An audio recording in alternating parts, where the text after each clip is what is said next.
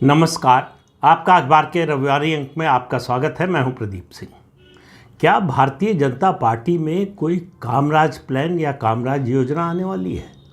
अब ये सवाल क्यों उठा और कामराज योजना क्या है? आप लोगों में से बहुत से लोग जानते होंगे और बहुत से ऐसे लोग होंगे जिनको नहीं पता होगा, शायद नाम सुना हो। तो पहले सवाल ये है कि ये सवाल उठ क्यों रहा है? इसलिए कि भारतीय जनता पार्टी लंबे समय से अपना राष्ट्रीय अध्यक्ष नहीं चुन पा रही है। राज्यों के अध्यक्षों का चुनाव लगातार टल रहा था, अब उसकी गति बढ़ी है। अब राष्ट्रीय अध्यक्ष के चुनाव के लिए जितने राज्य के अध्यक्षों का चुनाव होना चाहिए वो हो चुका है। तो जो संवैधानिक ज़रूरत है, औपचारिकता है, वो पूरी हो चुकी है। अब रास्ता साफ है, राष्ट्रीय अध्यक्ष के नाम की घोषणा की है, लेकिन कब होगा किसी को मालूम नहीं है। पहले तो आपको बता दें कामराज योजना थी क्या। ये कामराज योजना आई थी 1963 में। के कामराज तमिलनाडु के नेता थे, राष्ट्रीय नेता थे और तमिलनाडु के मुख्यमंत्री थे। उनके समय में ये योजना आई थी। उन्होंने जवाहरलाल नेहरू के सामने, पार्टी के सामने प्रस्ताव रखा था कि देश के कुछ मुख्यमंत्रियों और केंद्रीय मंत्रियों को हटाकर उनको संगठन में भेजा जाए। दरअसल इस योजना के पीछे नेहरू की योजना थी, उन्हीं की चाल थी। चाल कहना शायद ज़्यादा ठीक होगा कि वो अपने ऐसे प्रभावशाली पार्टी के नेताओं से छुटकारा चाहते थे जिनमें ये साहस हो, जिनमें ये क्षमता हो कि वो उनके सामने खड़े हो सके, सही को सही और गलत को गलत कहने की जो ताकत रखते हों। ऐसे लोगों से नेहरू छुटकारा चाहते थे और नेहरू उस समय तक इतने कमज़ोर हो चुके थे कि वो ऐसा कर नहीं सकते थे। वैसे आपको बता दें कि जवाहरलाल नेहरू की पार्टी संगठन में कभी वो ताकत नहीं रही जो एक समय सरदार वल्लभ भाई पटेल की थी, या आज अगर देखना चाहें तो जो प्रधानमंत्री नरेंद्र मोदी की भाजपा में है। तो कामराज प्लान दो कारणों से लाया गया था। एक, मैंने जैसा पहले बताया, नेहरू अपने ऐसे साथियों से छुटकारा चाहते थे, उनकी ताकत कम करना चाहते थे या उनके अधिकार कम करना चाहते थे, चाहे वो मुख्यमंत्री के रूप में रहे हों और चाहे केंद्र में मंत्री के रूप में।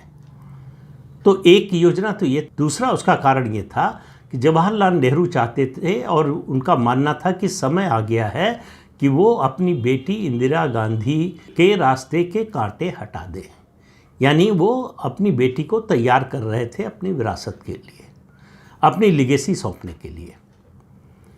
तो परिवारवाद और वंशवाद की राजनीति की नींव रख रहे थे जवाहरलाल नेहरू। हालांकि उसकी नींव तो उनके पिता मोतीलाल नेहरू ने ही रख दी थी, लेकिन हम 1947 के बाद की बात कर रहे हैं तो इसलिए जवाहरलाल नेहरू की बात कर रहे हैं। अब सवाल यह है कि क्या भारतीय जनता पार्टी में ऐसा होने वाला है या हो सकता है, या ऐसी चर्चा क्यों? पहली बात तो यह है कि मुझे नहीं लगता कि भारतीय जनता पार्टी में ऐसा करने के लिए किसी कामराज की ज़रूरत है। 1963 में नेहरू की जो स्थिति थी, नेहरू जितने कमज़ोर हो चुके थे, प्रधानमंत्री नरेंद्र मोदी उनकी तुलना में आज बहुत ताकतवर है। उनको अगर किसी मुख्यमंत्री को हटाना हो, किसी मंत्री को हटाना हो, या संगठन में बैठे किसी व्यक्ति को हटाना हो, तो उनको किसी कामराज प्लान की ज़रूरत ही नहीं है। उनकी क्षमता, उनकी लोकप्रियता और उनकी विश्वसनीयता ऐसी है कि वो जो चाहे फैसला ले सकते हैं।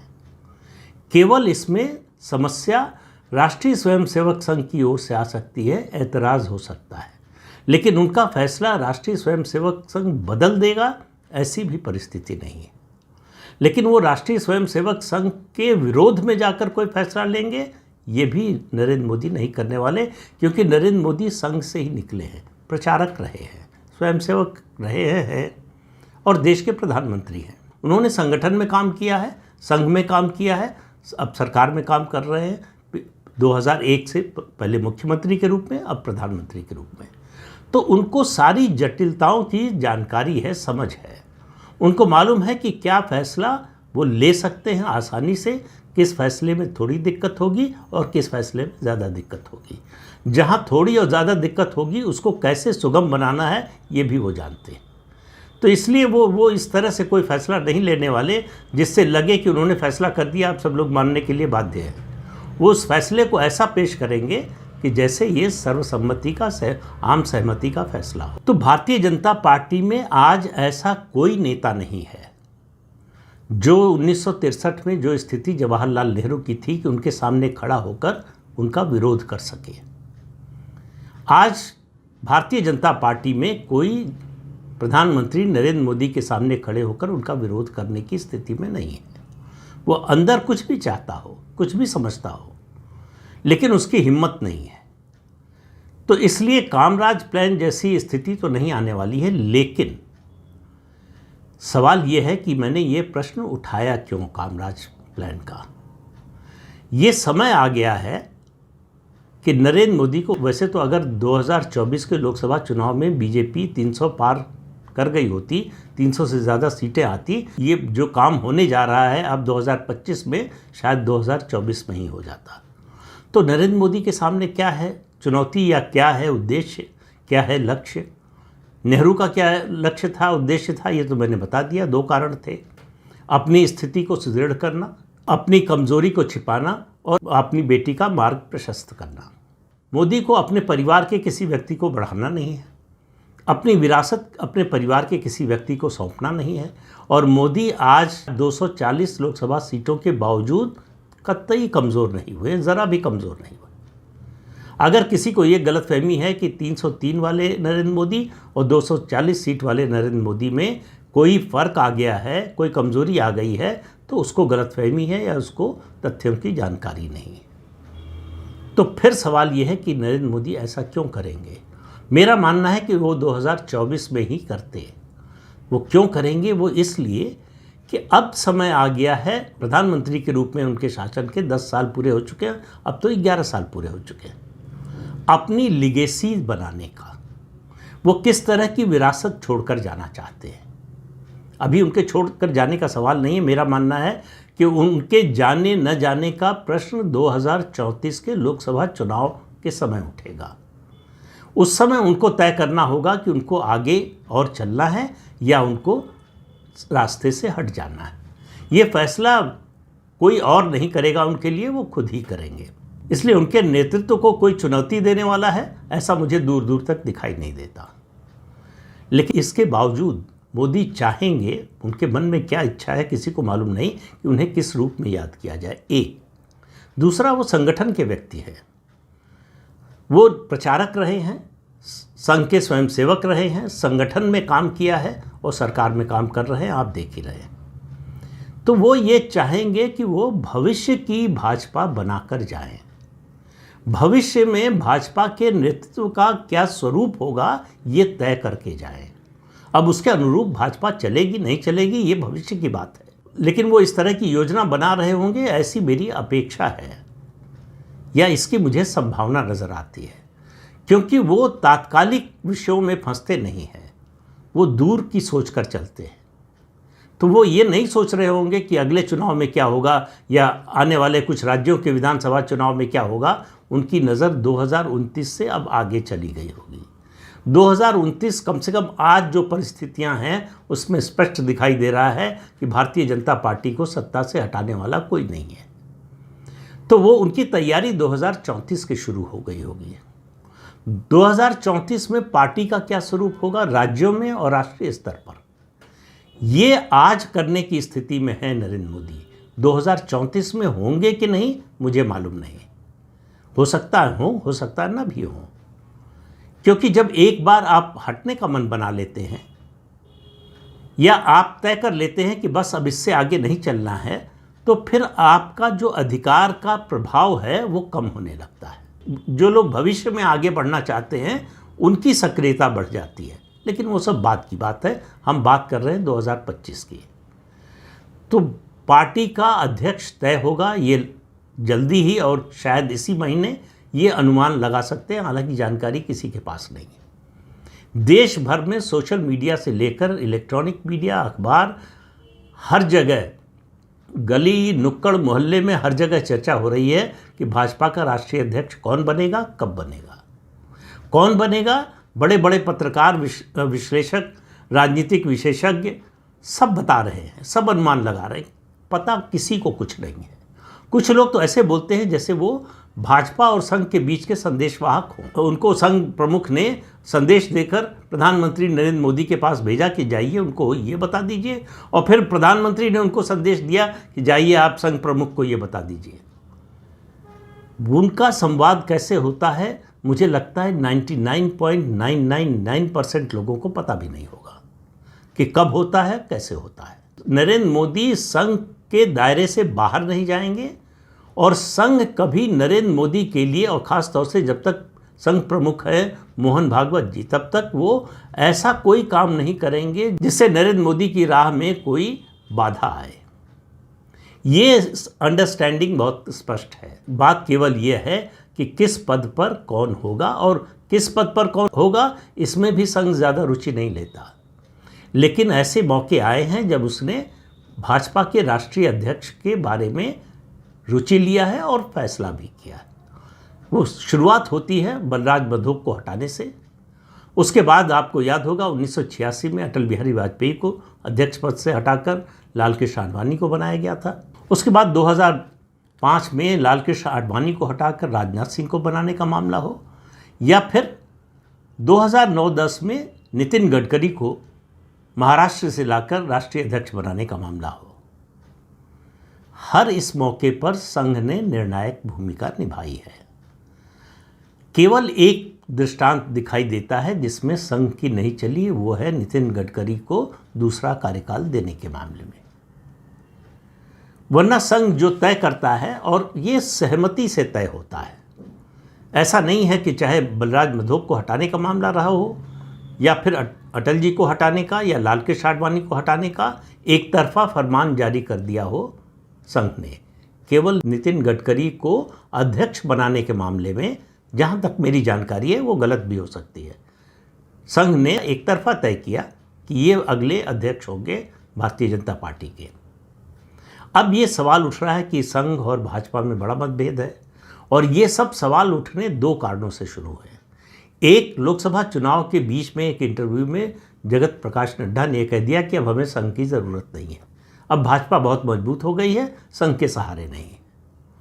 दूसरा कारण है बीजेपी की लोकसभा में सीटें घटने का, कि 303 से घटकर 240 पर आ गई।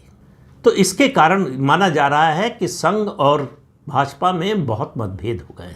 संघ और भाजपा में मतय के हर बात पर कभी नहीं रहा है, आज भी नहीं है, बहुत से मामलों पर मतभेद है, लेकिन बातचीत से एक आम राय पर पहुंच जाते हैं। जो फैसला होता है उसको सब लोग मानते हैं। सारे मतभेद, सारे विरोध जो है वो फैसला होने से पहले तक होता है। एक बार फैसला हो जाए तो उसको सब लोग मानते हैं। तो भारतीय जनता पार्टी का अध्यक्ष कौन होगा ये किसी को मालूम नहीं है। बहुत से नाम हैं, इतने नामों पर चर्चा हो गई है। जब अध्यक्ष की नियुक्ति होगी तो बहुत से लोग शायद ये दावा करने की स्थिति में होंगे, देखिए मैंने तो पहले ही बता दिया था। तो ऐसा है कि जितने संभावित नाम हो सकते हैं सबको आप बता दीजिए कि ये भी हो सकते हैं, ये भी हो सकते हैं, कोई ना कोई एक तो सही हो जाएगा। ये भी संभव है कि आप चौंकने के लिए तैयार रहिए, कोई नया नाम आ जाए जिसके बारे में अभी तक चर्चा ना हुई है। हालांकि इसकी संभावना समय के साथ साथ धीरे धीरे घटती जा रही है, लेकिन असंभव कुछ नहीं है। इस समय जो भारतीय जनता पार्टी है उसमें जो फैसला होता है उसके बारे में पूर्वानुमान लगाना, अपने को गलत साबित करने के लिए तैयार रहना चाहिए उसके लिए। तो जो भी अपने को गलत साबित करने के लिए तैयार हो वो पूर्वानुमान लगाए। हम सब लोग लगा रहे हैं, पता किसी को नहीं है। दो तीन बातें बड़ी स्पष्ट हैं, ये समझ लेनी चाहिए। जो नाम चल रहे हैं उनके बारे में बता दें कि संघ का ये स्टैंड रहा है और भाजपा इससे सहमत रही है कि संगठन में जो लोग होंगे वो ऐसा व्यक्ति नहीं होना चाहिए संगठन में बड़े पद पर जिसका विचारधारा के प्रति जिसकी पूर्ण निष्ठा ना हो। तो दो तरीके हैं, या तो वो संघ की पृष्ठभूमि से आया हुआ व्यक्ति हो या भारतीय जनता पार्टी में नीचे से संगठन में उठकर ऊपर आया हो। बाहर से लाए गए किसी व्यक्ति को भाजपा ने अभी इतनी बड़ी जिम्मेदारी नहीं सौंपी है।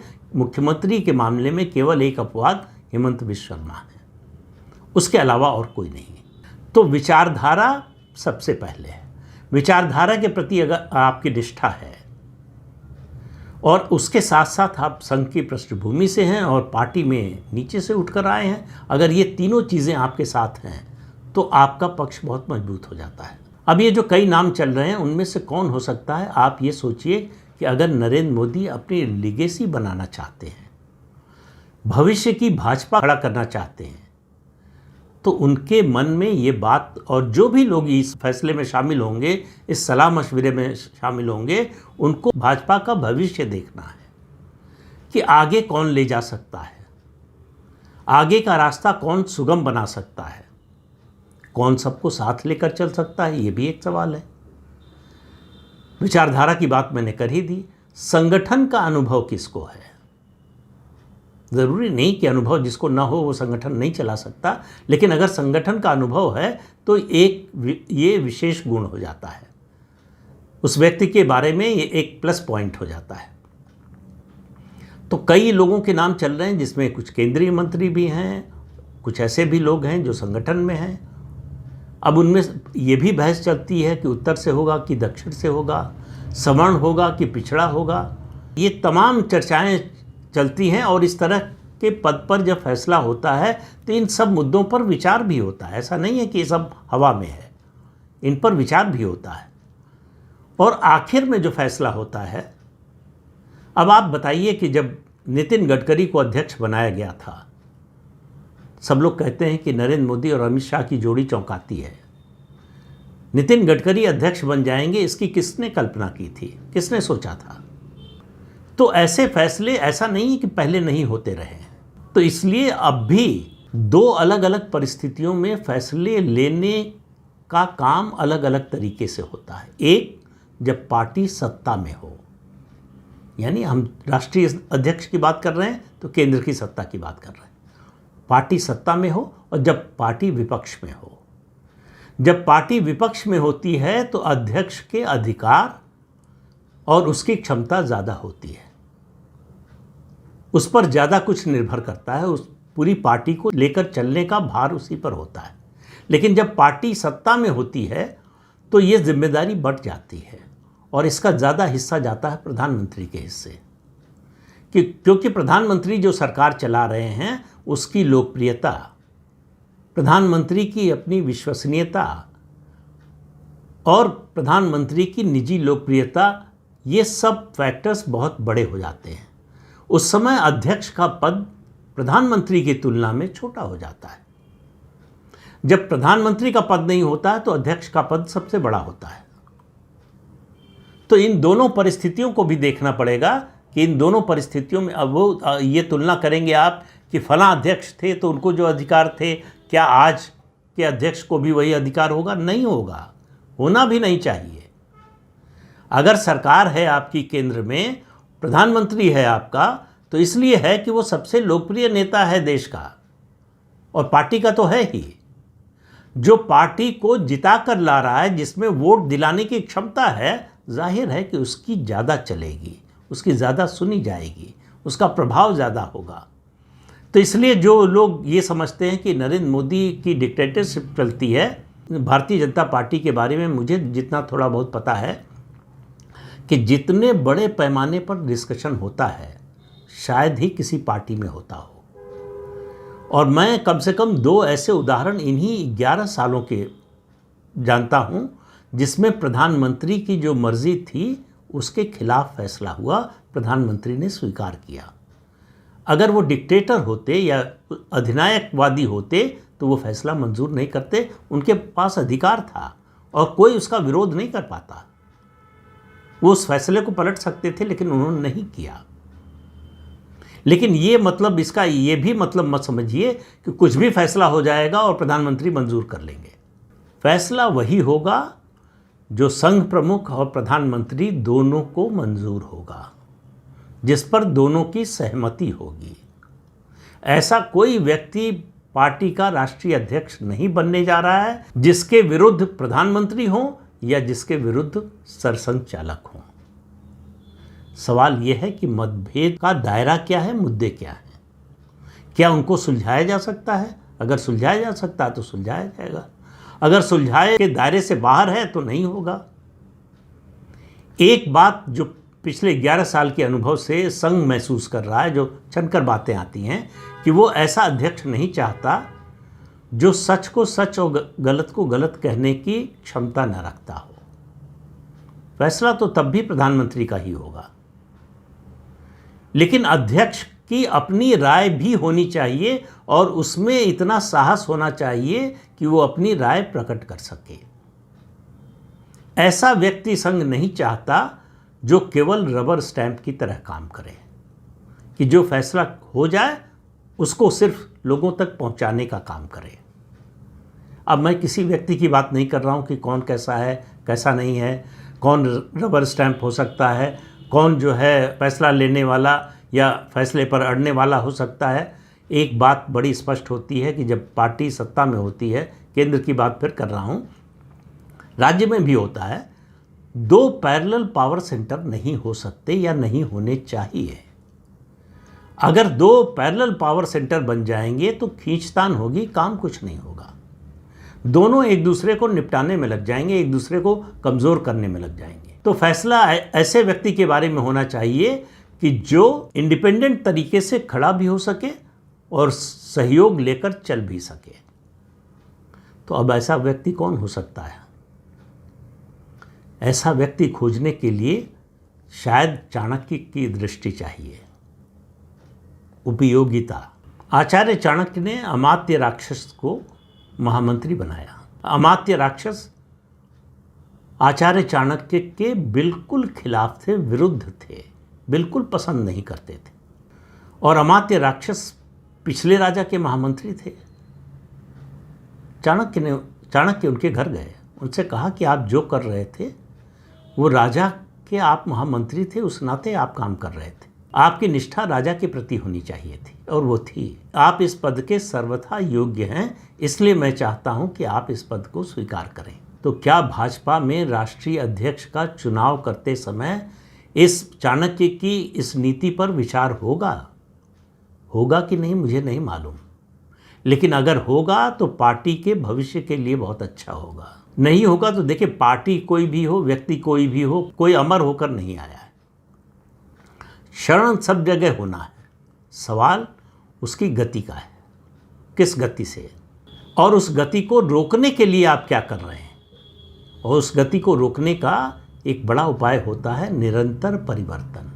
एक ही कांस्टेंट होना चाहिए और वो है चेंज, परिवर्तन निरंतर। यही मंत्र है किसी संगठन को बचाने का और लंबे समय तक चलाए रखने का। तो फिर कह रहा हूं कि ये जो फैसला होने जा रहा है, राष्ट्रीय अध्यक्ष के साथ साथ संगठन का पुनर्गठन होगा राष्ट्रीय स्तर पर और राज्य स्तर पर, और मंत्रिमंडल का भी पुनर्गठन होगा, ऐसा मुझे लग रहा है। और ये ज़्यादा दिन तक टल नहीं सकता। सवाल ये है कि संसद के मानसून सत्र से पहले होगा या उसके बाद होगा, मंत्रिमंडल की बात कर रहा हूँ। लेकिन बड़ा परिवर्तन होगा, वो परिवर्तन जो 2024 में नहीं हो पाया, जो 300 से ज़्यादा सीटें आने पर हो जाता 24 में ही, उस परिवर्तन का समय आ गया है। तो आप एक पूरी तरह से नया केंद्रीय मंत्रिमंडल अगर देखें तो आश्चर्य मत कीजिएगा, क्योंकि फिर कह रहा हूं कि ये समय है, ये कालखंड है जब प्रधानमंत्री नरेंद्र मोदी को अपनी विरासत बनाने की प्रक्रिया को शुरू कर देना चाहिए। और आने वाले समय में ये परीक्षण भी उनको करना पड़ेगा कि जिसको जो पद दिया है उसके योग्य कौन है कौन नहीं है। तो उनके पास ये एक्सपेरिमेंट करने का भी समय है, उसके अनुसार बदलाव करने का भी समय है। अब उनके मन में क्या चल रहा है ये तो किसी को मालूम नहीं है। उनके और संघ प्रमुख के बीच में क्या बातचीत हो रही है ये भी किसी को मालूम नहीं है। दोनों में से कोई नहीं चाहेगा कि भाजपा और बुरी हालत में जाए। मेरा तो मानना है कि भाजपा इस समय बुरी हालत में, भाजपा में जो गिरावट आ रही है उसको रोकने का, थामने का समय है, और उसकी शुरुआत इसी परिवर्तन के साथ हो सकती है। होगी कि नहीं, ये जब होगा परिवर्तन तब उस पर बात करेंगे। तो इस अंक में इतना ही, अगले अंक में फिर मिलेंगे किसी नए मुद्दे के साथ। तब तक के लिए अनुमति दीजिए। आपसे अनुरोध है कि चैनल देखिए, शेयर कीजिए, लाइक कीजिए और सब्सक्राइब जरूर कीजिए। नमस्कार।